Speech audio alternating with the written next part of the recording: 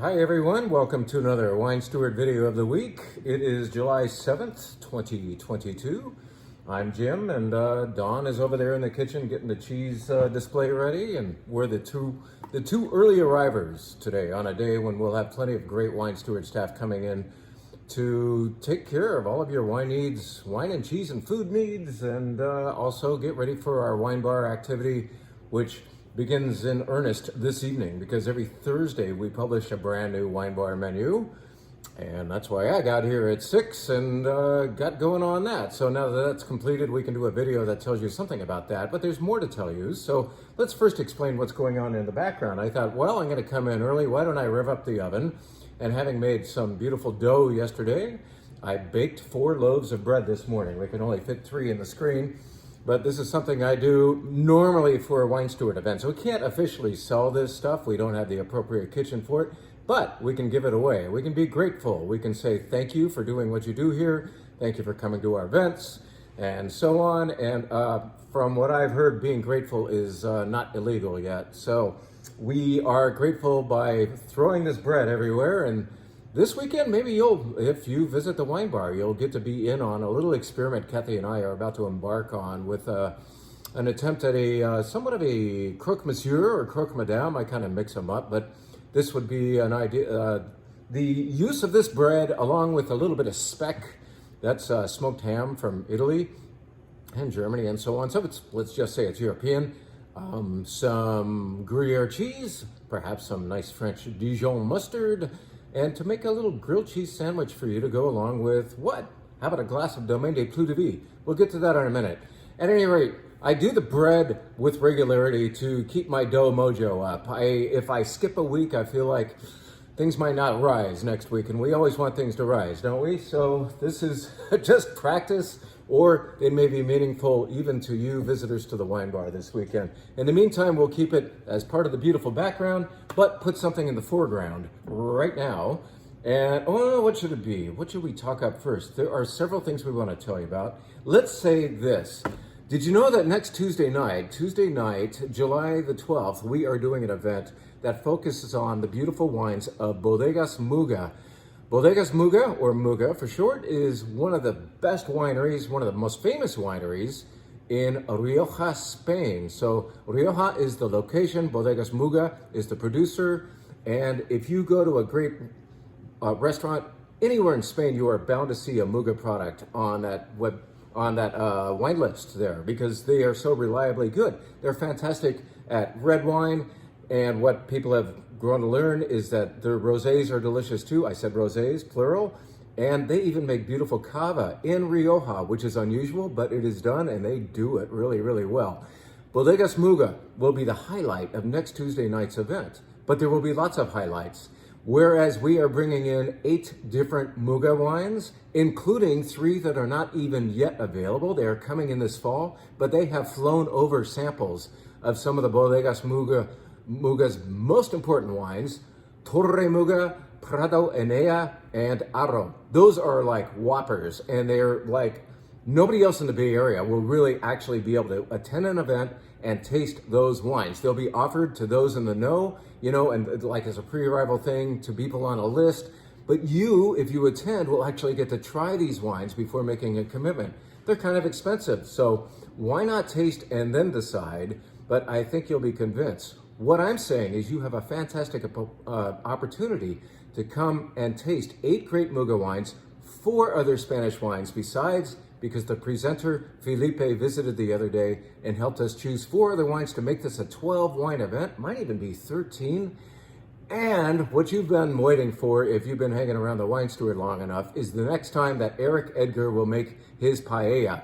And so we're gonna have a paella intermission. Why don't we all get up halfway through the event, march downstairs, and meet Eric at his paella station, fill our plates, and come back upstairs and have some more great Spanish wines. That's the plan for Tuesday night. We still have 8 or 10 seats left for this fantastic thing. I will make the tortilla española. If you don't even know what that is, I'll describe it that night. Maybe this bread or new versions of these loaves will occur that night so we can make pan con tomate. And Don is putting together a special tapas platter that you can also special order to go along with all this. And so let's just say there is demasiado de España that evening. That means too much Spanish stuff. And we don't mind. We love that Spanish. We love that wine country. I believe it is one of our absolute favorite wine countries. And why not show one of our favorite producers highlight that evening in the form of Bodegas Muga, whites, rosés, cavas, beautiful reds and lots of them. Some of them not even here yet. And man, I can't wait. I can't wait. As you can tell, I'm already in the mood. But let's get this off of here and put up another prop and not knock bread off the table here. All right. So we have been told, I have been told, Grace asked me the other day and Dawn confirmed today about whether or not people's tomatoes are ripe in the garden yet. If you're a better gardener than I am, you have ripe tomatoes in your garden right now. It is burrata time. And so we have stocked up heavily on this very fresh and rather perishable product. We preach the word of burrata so frequently on these videos because of the perishability. We want to give you a fresh product. This came all the way from Puglia. That took a little bit of time, right? Puglia is in Italy, by the way, and that's the original source for this kind of cheese called burrata. It is gorgeous. I don't even know if that's a word, but whatever. This is fantastic as a ensalada caprese with your fresh grown tomatoes, and you probably have basil in the backyard right about now as well. So get those two involved and involve something like this too. This is fantastic Spanish olive oil. Happens to come from a neighbor of Bodegas Muga. This is from Rioja Oriental, they now call it. It's 100% olive oil from Rioja Baja Oriental, whatever you want to say. But it is gorgeous extra virgin olive oil in a 500 milliliter bottle, and it would go wonderfully atop this burrata. So get the two involved with each other, why don't you? Now, I think we've addressed the perishable food problem and the what is the bread all about, and the event that is next Tuesday night. You can go to thewinesteward.com and snatch your seats for that. Now let's get into what we're doing on the wine bar this weekend at long last. This is on the menu again. Why? Because we still have some, and it's delicious. How about that? This is a beautiful champagne from mere footsteps away from the grave of Dom Perignon. Yes, this producer is in Aubière, and that is where Dom Perignon, the famous dude who thinks he made up how to make champagne, is buried, they say. At any rate, this is by a much smaller producer than Dom Perignon. We like it a lot. It's a much smaller price as well. It is real live Champagne Brut by the glass on our wine bar menu this week. Get in on it. Now, we're going to tell you about some wines that we offer only by the glass before we get into the flights. How about that? So we always do a red wine. And what is that red wine going to be for a little while by the glass? We will be constantly offering you this wine that we are always staining the label thereof. So let's put up a cleaner version for you. But this bottle is open, hence the stained label. And I really want to try some. How about that? I deserve it. I got here early. This is our Domaine des Plus de Vie. This is our 60% Carignan, 40% Mourvèdre, co-fermented, grown on very, very, very, very old vines up in Oakley. Where is Oakley? That's eastern Contra Costa County. That is actually home, little known to many, home of the oldest vines, or at least some of the oldest vines in California. These suckers are well over 100 years old. They have survived the phylloxera scourge. That's the root louse that eats at the cambium layer of a grapevine and destroys it. Phylloxera, that root louse, could not survive in the sandy soils of Oakley, and that's why these vines have endured. Old vines give you a smaller crop, but a more intensely flavored crop, and so that's why they are so valued. We call that an heirloom vineyard because it is now valued. So right next to suburbia up in Oakley, there remain these ancient, dry farmed, head pruned vines. They look like hell, but they make heaven in the glass. That's a nice drink of wine. That is offered by the glass. This is our Domaine des Plus de Vie. They say in wine marketing to never over design your label. Well, we blew that. Never provide a name that is hard to pronounce. We screwed that up too. But we're married to this. This is Domaine des Plus de Vie, and we're happy to explain all that when you order a glass of it up at the wine bar, and perhaps give you a little bit of this bread to go along. How about that? Now, we always offer a dry rosé. This time of the year, there's a different dry rosé on the menu every week, and this one comes from a place called Sancerre. Sancerre, you've heard of that. Maybe you thought Sancerre was the name of a grape? No, Sancerre is a location. It is in the Loire Valley of France. The Eastern Loire is the home of especially a white grape called Sauvignon Blanc. So when you have Sancerre, you're anticipating a bottle that has white wine in it, not pink or not red, but there is in fact red and pink Sancerre. Well, that's obviously not going to be made out of a white grape called Sauvignon Blanc. What do we have here? This is a nice wine geography lesson. I can tell you for sure, for certain, that whenever you have red or rosé Sancerre, you are having 100% what grape? Come on, class. Pinot Noir. This is 100% Pinot Noir, grown in the flinty and gravelly and chalky soils of Sancerre. You could have all three of those combined, or one slope emphasizing one of those mineral types or another. But Sancerre is all about mineral, and you can feel it in this 100% Pinot Noir, dry rosé.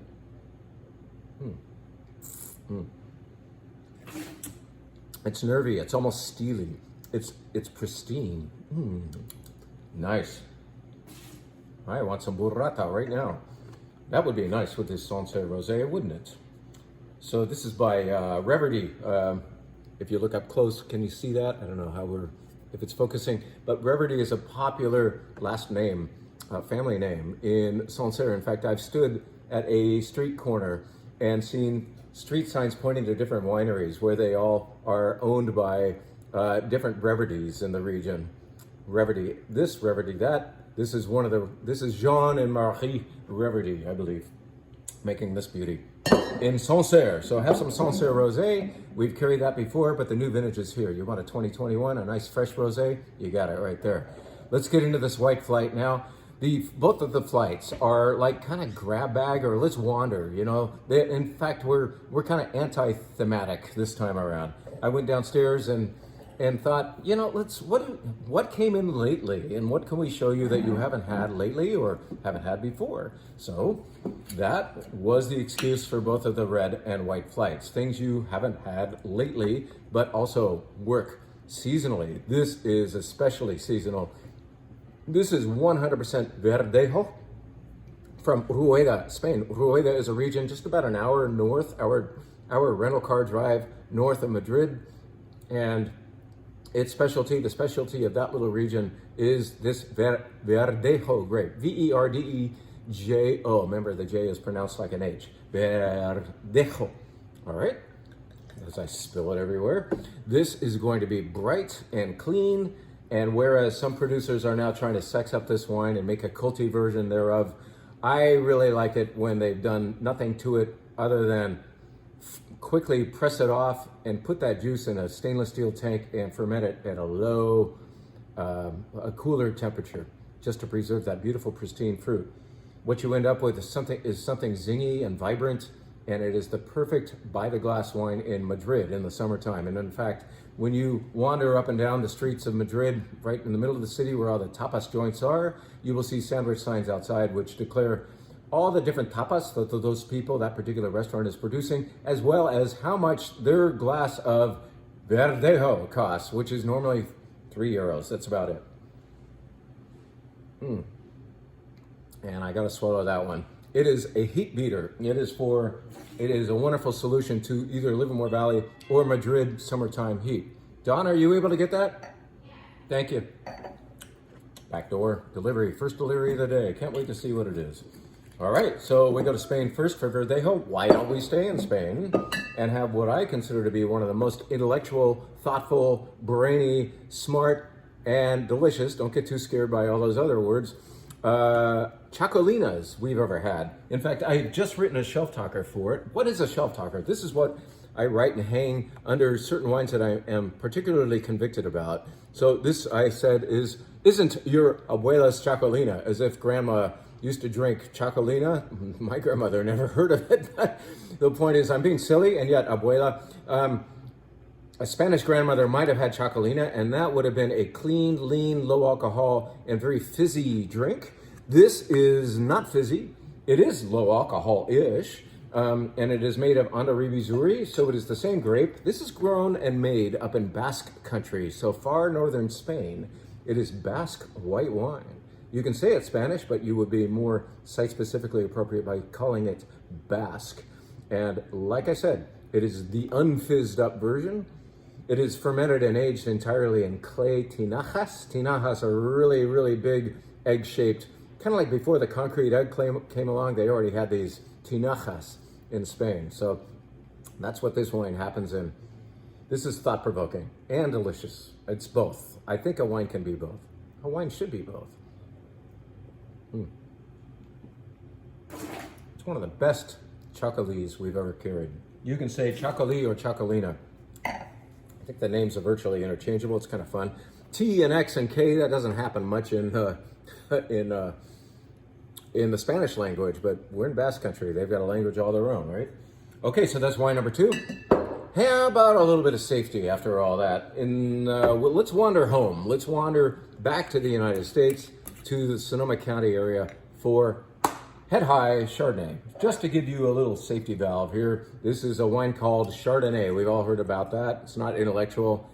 It's not stupid, but it's also, you know, this is something that you would hope to see on a menu. Like, can I just get a damn glass of Chardonnay? Well, we're still going to give you something thoughtful in that this particular one never saw a barrel, and it also was not put through malolactic fermentation. So it's not the oaky buttery style, sorry, but it has so much beautiful ripe fruit to it that you're not going to mind at all. You're going to say, actually, this is great Chardonnay for this time of the year. Whereas you wouldn't really want to be drinking one of those big, icky, thick caramel apple Chardonnays at this time of the year, would you? Would you? Come on. It's warm out there. How about a little bit of refreshment, but some indulgent Chardonnay flavors at the same time? That's why we bought this for you. It's lovely. Delicious. Delicious. All right. Now, let's wander again. How about that? Let's go to Moselle. Moselle sounds like it might be in Germany, but E-L-L-E? Nope, that doesn't happen in German. This is Moselle on the Moselle River. Before it heads into Germany, this is the northernmost French wine region. It's farther north than Champagne. And today's Tour de France actually ends, today's stage ends very, very near here. This is a very small producer from a very small region. There are only mere hundreds of acres of vines planted here, maybe 100 or so, and that's it. It's tiny, tiny, tiny, tiny place. That's why this is the only wine we've ever carried from there. Chateau des Vaux. This is going to be made roughly 1/3 each. Osira, which we don't talk about all that often, and it's even harder to spell, so I'm not going to elaborate.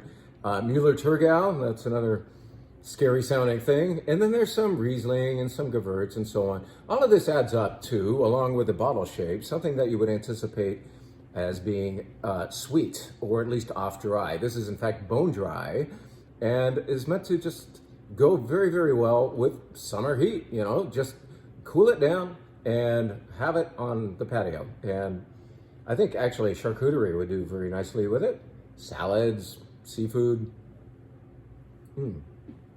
Try. Be not afraid. All right. Now, let's have wine number 5, shall we? Yes, we usually do 4 wines in the white wine flight and 5 wines in the red wine flight. Why have we been shorting you white wine lovers? It just isn't fair. So let's take it up a notch. One more bottle up. Look, now you can be afraid if you want, because this is in fact slightly sweet Riesling from Mosel, Germany. But it's freaking great. 93 points from the Wine Spectator if scores impress you. I can just say that this impressed my palate. This wine steward staff tends to be all about great German Riesling, dry, slightly sweet, even sweet sometimes. Why do we justify a sweet wine if it has acidity? And that's what a great German Riesling will do for you. This is a 1999 Cabernet from Mosel, from a particular vineyard there. And it is freaking gorgeous. And believe it or not, it's 8.5% alcohol. That is the beauty of a great Mosel Cabernet Riesling, in that it is only slightly sweet, it has high acidity, low alcohol, and this son of a bitch can last for 10 or 15 years in your cellar and become more and more interesting. That's what this marvelous thing called German Riesling can do. It's remarkable. This has been sitting on the shelf. One by one, thoughtful wine drinkers have been buying it. And I thought, doggone it, let's put this in front of the populace. Let's tell you wine flight buyers that you're lucky to get this at the end of your flight.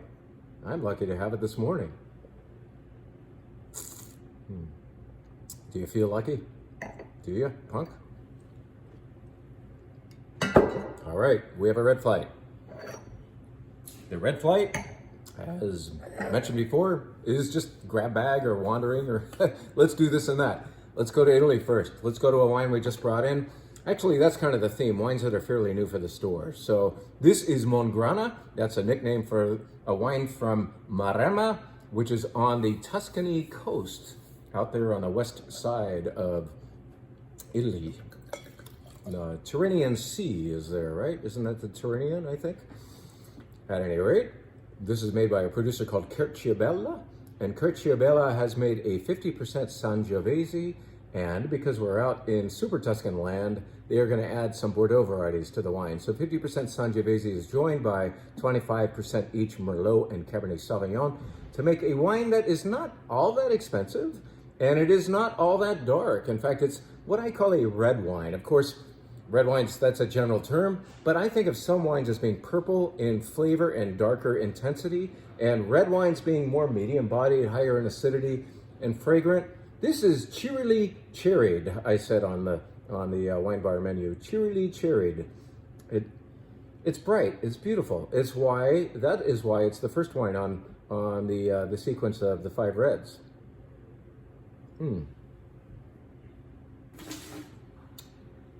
Bucket's way down there. I never miss, usually.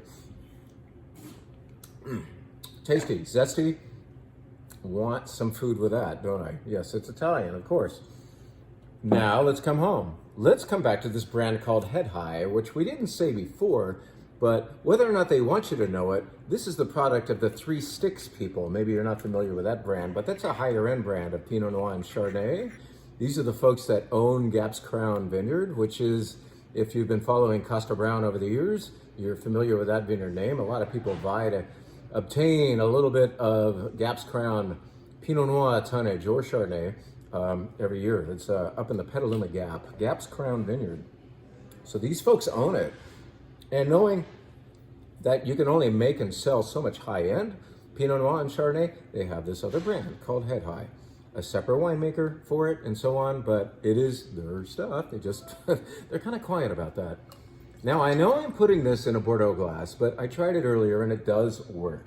Just for convenience sake, we may be using this glass throughout the flight. Pardon me, I didn't even have sparkling wine in them, whatever. Oh yeah, I mean, you would think Pinot Noir, you would pour that first, but no, the Italian wine being old world and bright, this fruit is bigger. This is bigger, yummier fruit. This is a Pinot Noir I would not have bought for you 2 years ago. When we first saw this brand, we thought, man, this verges on, well, I'm not even going to name names, but there are a few Pinot Noirs out there that I think are really manufactured and they don't really taste real. They're more like confection than they are wine. And that's where this was when it was first made. This is becoming, in recent vintages, more and more, let's say, authentic and truthful about Pinot Noir. Yes, it's ripe. It's a nice cocktail-style Pinot Noir, but it's honest. There's a fine line between made and wine that is allowed to happen in a winery. Maybe that's different for each of us, but I'm just saying this is coming to our zone now, as the wine steward would call it. Nice. Good acidity. I think that's one of the tells. The fruit is ripe, but it's also got refreshing acidity, making you want to drink more, making me able to sell more to you. All right. Now, let's come to a wine by a friend of ours. I got to hand it to Stephen Mirasu, who comes to our wine bar a lot, sometimes on a Tuesday, just to get his laptop out and get some work done outside of his winery, which is called Stephen Kent in the Livermore Valley. Stephen Mirasu is super, super big on the idea of Cabernet Franc working in this valley. I love his conviction. I have other convictions, and they are not at odds with each other. I truly believe that you need to have an idea and run with it. And if the pudding The proof's in the pudding. Like, it's in this right here. This is a delicious Cabernet Franc, the second vintage thereof that we've carried, called Lo Chocolat Cabernet Franc, Livermore Valley fruit, made by Stephen Mirasu out at, and Beth helped, maybe she did all the work, out at Stephen Kent Winery. Lo Chocolat is the name, their alternative name for their Cab Franc program. So you should follow this if you're into Cab Franc, or about to be, because I think this wine will help you get into that idea. Some Cab Francs are a little scary and a little distancing, I think. If you've had the wrong one your first time around, you might like avoid the type, but this is a nice way in, I would say. Last year's vintage of the same wine was a little more Loire Valley-like, and this one, a little more comfy California, but still bright and fragrant and urgent. There's an urgency in the nose. I like emergency. Yeah, whatever.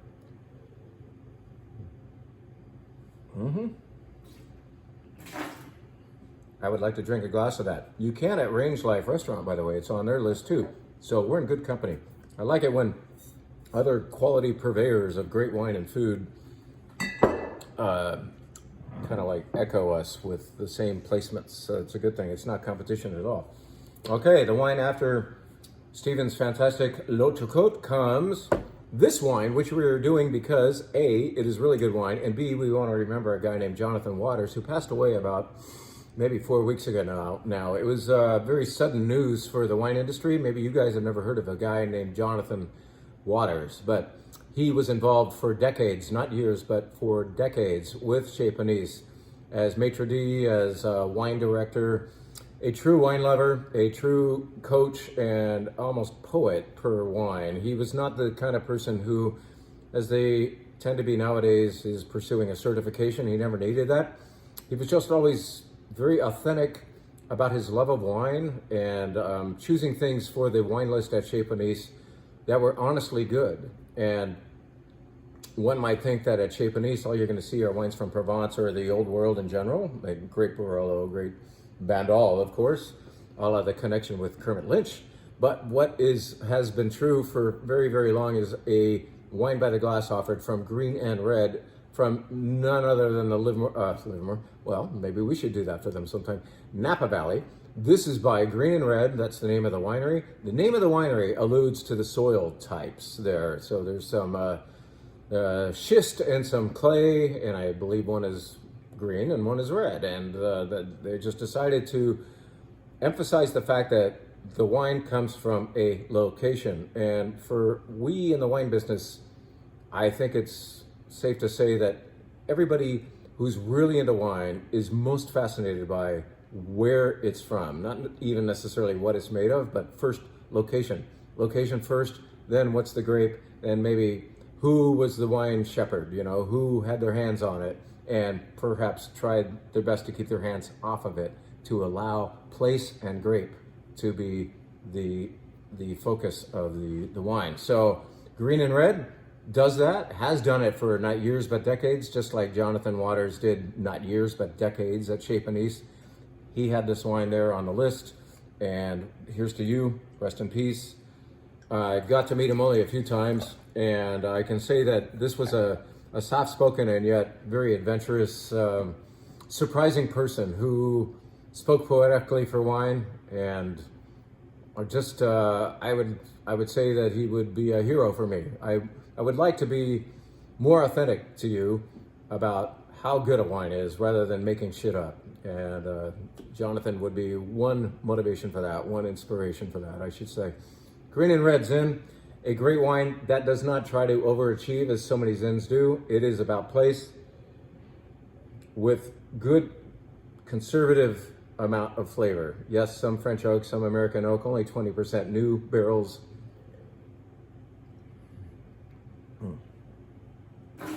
Structure, cranberry fruit, really quite delicious. So many Zins might tire you out as soon as you've had 2 sips. This is the kind of wine of which you can have a glass, order another glass, have great Chez Panisse quality food with, and so on. Thank you, Jonathan, for pointing the way. And also Tom Switzer. Tom Switzer, our dear friend, who really needs to get his ass out of his pandemic cave and come see us again. I'm saying that to you, Tom, not that you watch my videos.